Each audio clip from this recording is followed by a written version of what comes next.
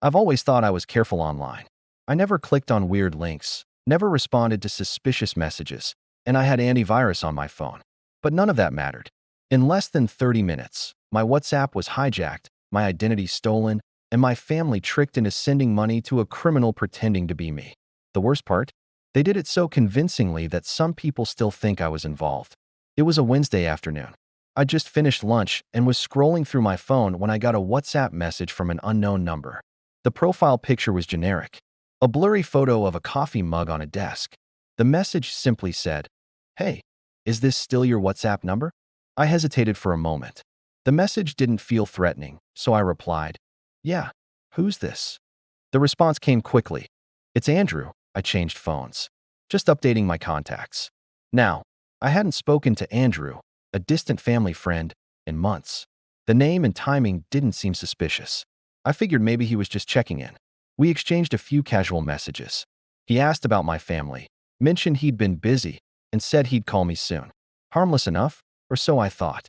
About 15 minutes later, my WhatsApp suddenly closed and logged me out. At first, I thought it was a bug. I reopened the app, and it asked me to verify my phone number.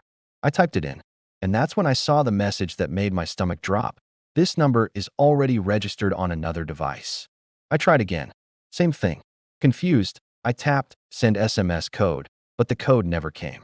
I didn't realize it yet, but this was the moment the scammers had taken control. They'd done something called a SIM swap, convincing my mobile carrier to transfer my number to a new SIM card they owned. And now, they weren't just holding my number, they were holding my entire WhatsApp account hostage. Within minutes, my phone began buzzing, not from messages, but from calls. First from my mom, then my cousin, then my coworker. I answered my mom's call, and she was crying. She asked if I was safe, if I'd been kidnapped, if I was in trouble. Confused, I asked what she was talking about.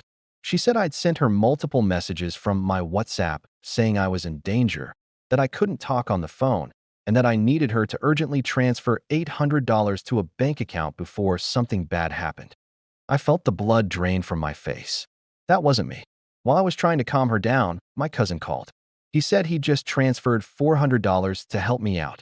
I told him it wasn't me, but he didn't believe me at first because the scammer had used my profile photo, my name, and even referenced our last conversation about a car repair.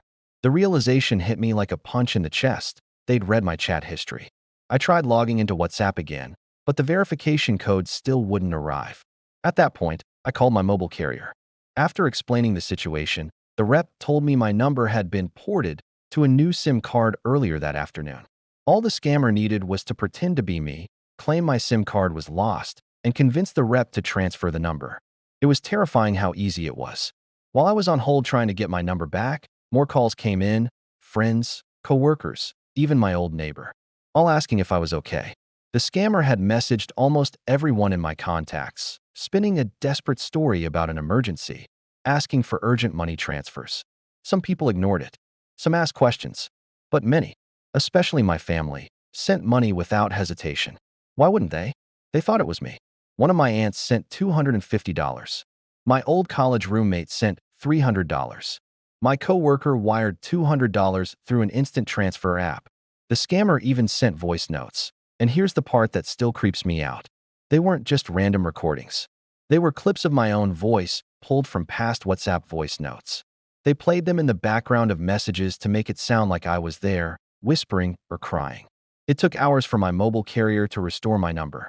I had to go to a physical store, show ID, and request a SIM swap reversal. When I finally got the code and logged back into WhatsApp, my heart sank. The scammer had deleted dozens of chats, probably to erase evidence. But I could still see fragments of conversations in group chats where people had realized something was off. One message read, "Why are you asking for money? This doesn't sound like you." Another, "Call me. I don't believe this." But for many, the damage was already done. Money had been sent, and the scammer's account was gone. The transfers went to a digital wallet that could be emptied instantly and laundered through cryptocurrency. Untraceable. I spent the rest of that night and the next few days contacting everyone in my phone book to warn them. I apologized endlessly, but not everyone was understanding. One cousin blocked me, saying they couldn't believe I let this happen. My aunt, embarrassed that she sent money, has barely spoken to me since. And my mom? She forgave me, but she's different now. Every time I message her, she calls me to confirm it's really me. The emotional damage was worse than the financial loss. I didn't just lose money. I lost trust. I started researching how this happened. I learned that these scams often begin with a phishing link or a SIM swap request.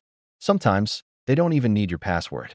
Just access to your phone number long enough to receive the verification code. Once they have it, they own your account. The scariest part? They don't use your account to scam strangers. They use it to scam the people who already trust you. That's why it works so well. Now, my WhatsApp has two-step verification enabled. I also set up a SIM swap lock with my mobile provider, meaning no one can change my SIM without a special code I created.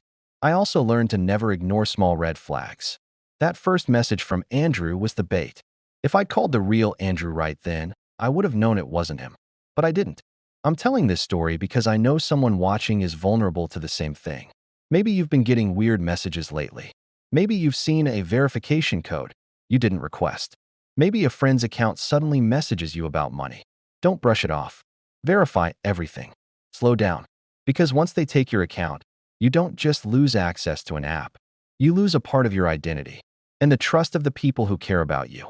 If you found this story helpful or eye-opening, please share it with someone who might be at risk. The more people know about these scams, the harder it becomes for scammers to succeed.